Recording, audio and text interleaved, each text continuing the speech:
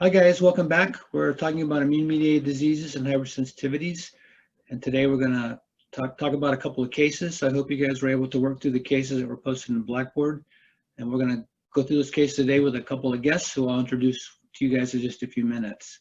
Real quickly, just kind of review what we've talked about so far, and so just a couple of quick things here.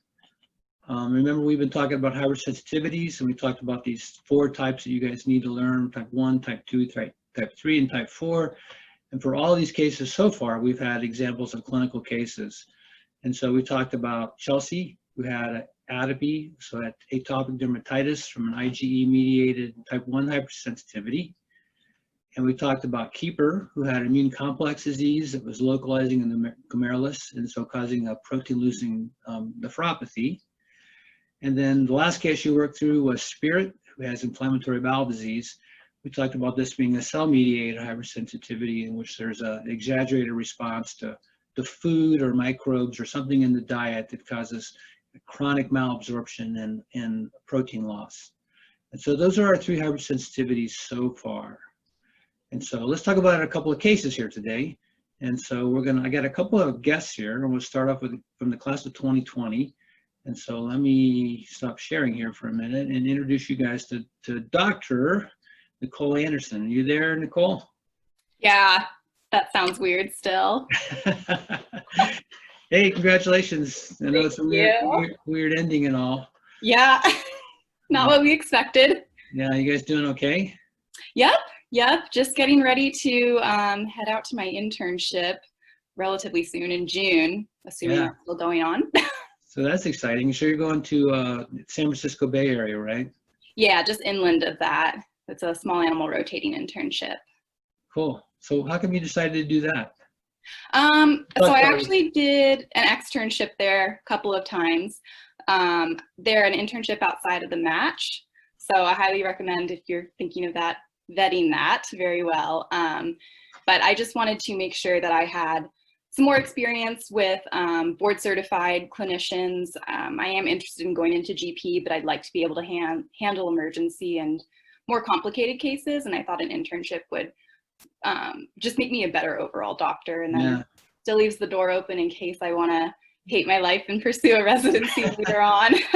Yeah, well, we'll see what happens to you. I'm excited for you though. It's going to be fun. Yeah, me too. Yeah, and everything's still go in your internship, right? Despite the COVID thing. Supposedly. They've basically frozen the California boards right now, so none of us can pass our state boards, which is an issue. So we'll see. Well, next week's in a couple weeks we're going to do a virtual graduation, so I'll see you again there, and I hope to catch up somehow. Thanks a lot for doing this case with me. So let's get started on it here. And there's my pictures of Nicole. There's your graduation's picture, and there's your buddies. I'm glad one of them has my eyes open in it. Okay. And so the case that I sent to you, I think you got everything I sent, right? And the students also had the same thing you had, which is this case of Bonnie. And so this is kind of the basic description that everybody had, and hopefully that's a place to work from. And then in addition to that, you had some preliminary lab values. And so the things that are outside normal range are highlighted here. So I just wonder, just starting from there, without you having us read the case to everybody who should have read it, what did you think were the key features or the key observations in the case, the things you thought were important and why? So the biggest things I thought of in this case that I kind of put at the top of my problems were her pale mucous membranes, the fact that she has icterus, the increased bilirubin that you can see on the chemistry. She's got a non-regenerative anemia, and also some increased white blood cells. That's a inflammatory leukogram with a left shift, so indicating that she's got some inflammation going on. And the pyrexia was the other big one. I picked those out as key features because they've got fewer differentials than something like anorexia or lethargy. Those are really broad and just kind of indicates that she's feeling crummy, but doesn't necessarily lead me towards a diagnosis. Okay. All right. So how about a kind of a problem list? I know you probably did this in your head instead of writing it down like you did in fourth year, but did Oh, you I come wrote it down to be prepared. I'm ready. Okay, good for you. So what did you come up with for problem list? So like I kind of just touched on, the first ones I picked out were the pale mucous membranes, the icterus, bilirubinemia, non-regenerative anemia, the moderate inflammatory leukogram with the left shift, pyrexia, and then kind of lower on my problem list, but still problems for her, were the tachycardia, tachypnea. She does have periodontal disease, which is not a big problem right now, but it's still there. Yeah. And then overall the anorexia, lethargy, and weakness. Okay. Any other key features in the case that caught your eye from the lab data or anything else? I think it's important to remember her signalment too. So Okay. she has a mixed breed, maybe with some Schnauzer in there, and those can be prone to some problems. Okay. And she's 7 too, so might be a little bit less likely to, or more likely to have like neoplasia or something like that on my list, Okay. and she's getting a little older. Okay. All right. So here's my problem. Let's see what you think of this one. So I kind of do mine the way you do them in the clinics, where you have your physical exam and history first, and then you add your lab data to the bottom. I left off periodontal disease, so I missed one for sure. But does that look okay to you? Yep, yeah, that looks pretty similar to mine. Okay. So this would be a case representation that you might have given to a senior to a clinician after you came out of a senior rotation after seeing the client. So an adult mixed breed dog presents with acute signs, so the acute part is probably important. Anorexia, lethargy, weakness, fever, mild icterus, and possible pallor. Non-regenerative anemia with spherocytes, hyperbilirubinemia, inflammatory leukogram, and then you said it's kind of non-regenerative right now. The reticulocytes are at the high end of normal, and the platelet count was normal. Does that seem about right to you? Any comments there? Yeah, and definitely glad that you mentioned the spherocytes, because I forgot to put that one, or to mention that one, but that was on my list, because that's an important one too. Okay, so what are spherocytes? So spherocytes are red blood cells, and when you're looking on a smear, they're going to look smaller than your typical red blood cell. A normal one has a central pallor, so it's an area of paleness right in the middle. Okay. And spherocytes lack that. Okay, I got some pictures here. So these are normal red cells here with that central pallor right there, and these little guys here that are smaller and don't have that, and you see them over here too. Those are spherocytes, right? Mm-hmm. Mm-hmm. Do you remember what produces the pallor in a normal red cell? The fact that they don't have the nucleus, so it's just the concavity of the red blood cell, I think. Yeah, that's right. The normal red cell looks like this. It's got that kind of a biconcave disc. So that central area is, it's thinner, I guess. So it has that pale area in the middle of it. That's typically what they should look like. And this animal here has got a lot of spherocytes. Yeah, so here I've got another picture for you. Here's a normal red cell with kind of that little biconcave disc thing, and this is what a spherocyte looks like. So it's got no central pallor. Do you remember how these things are formed, and what do you think it means in this case?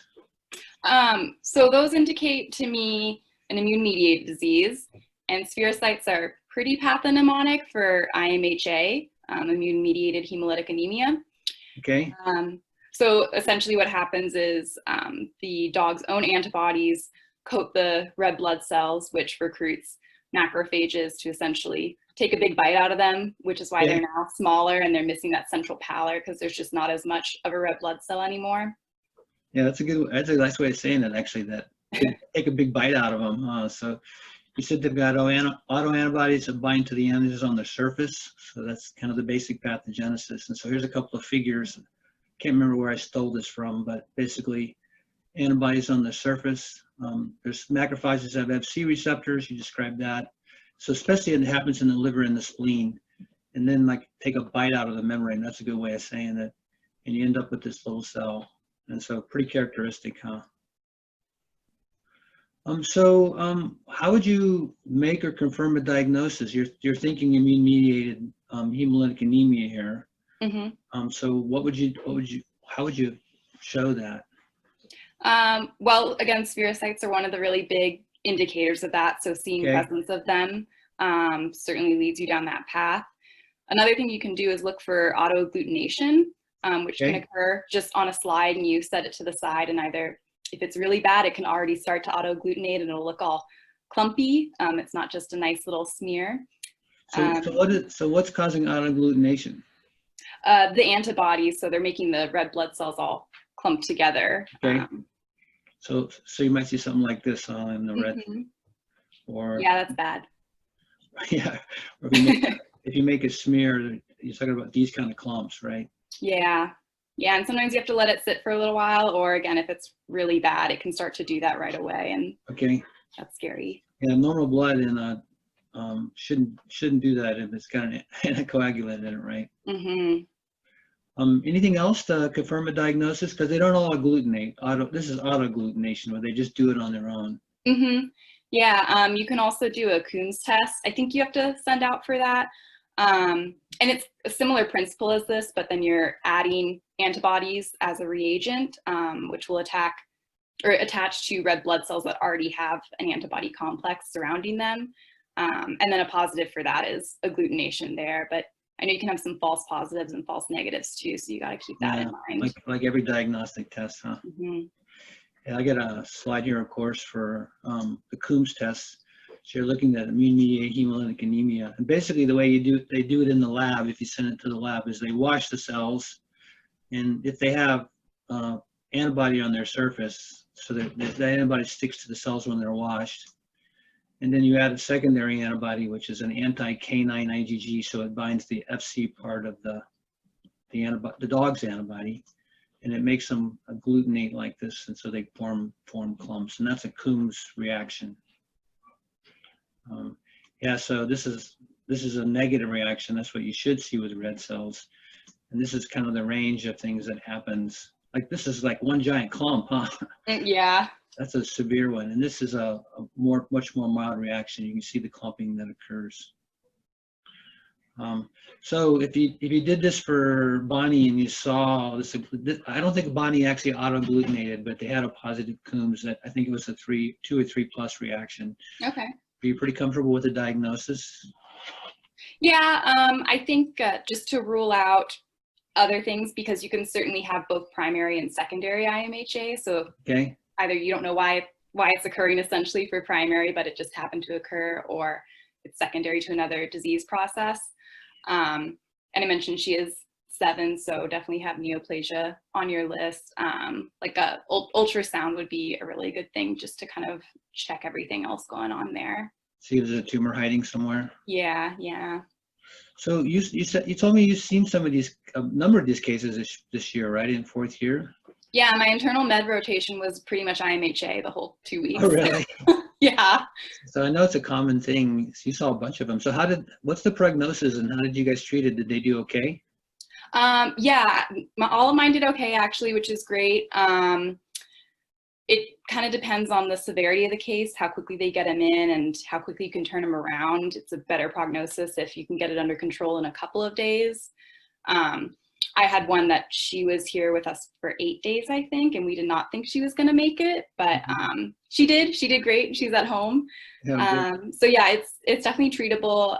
It can get pretty expensive though, so it's something that the owners definitely have to be on board for, and be ready to have them on long-term medications, because you have to immunosuppress these dogs. So how do you treat it, Nicole? I know we're talking to first-year students, so you don't need to get too much in depth, but can you give us some of the principles that you guys have been using this year? Yeah, I think immunosuppression would be the hallmark, because you've got an autoimmune disease, so the body is attacking its own red blood cells. There's a variety of different drugs you can use. The case that I had for 8 days, Allie, she was on 3 different types of immunosuppressives, but sometimes something like prednisone would be sufficient for some of these guys. Right. And like I said, a lot of them are on it lifelong. Sometimes you can try to start taking them off though. These dogs are also really hypercoagulable, so that means that they're prone to throwing clots, so you have to have them on anticoagulants too. That's another big component of it. And they're just in this big state of inflammation, which would really contribute to that, like you saw on their white blood cell count. Right. That's pretty impressive white cell count. But all yours did okay, huh? Yeah, yeah. That's great. Yeah. Hmm. So it's definitely something everyone's going to see, right? Yes. Yeah, I think you'll see it even if you're in GP and that's something that you end up needing to refer. Because like these dogs can need blood transfusions too. I think Allie had Right. 3 of them while she was here. Right.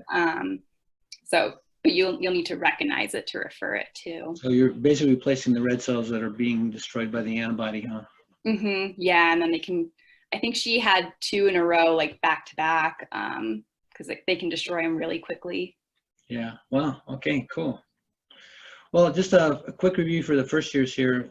We've had these 4 type of hypersensitivities, and now we've got type 2, which is, in this case, an antibody-mediated destruction of normal cells. And this is a true autoimmune disease. And so a good example of that is immune-mediated hemolytic anemia, which you said everyone's going to see, and a couple others in which are antibody-mediated against red cells are neonatal isospherolysis in foals, and blood transfusion reactions. If you give a non-compatible red cells to an animal that has antibody against those cells, you'll get a similar sort of thing. So it's a good example of this kind of hypersensitivity. Cool, that was fun. Let's take a break here for just a minute, and if you hang around for a minute, we got this other case to work through with Millie, and Nate's going to come in and join us. So let's get him on board and do another case if you're up for that. Yeah, sounds good. Okay, just a second.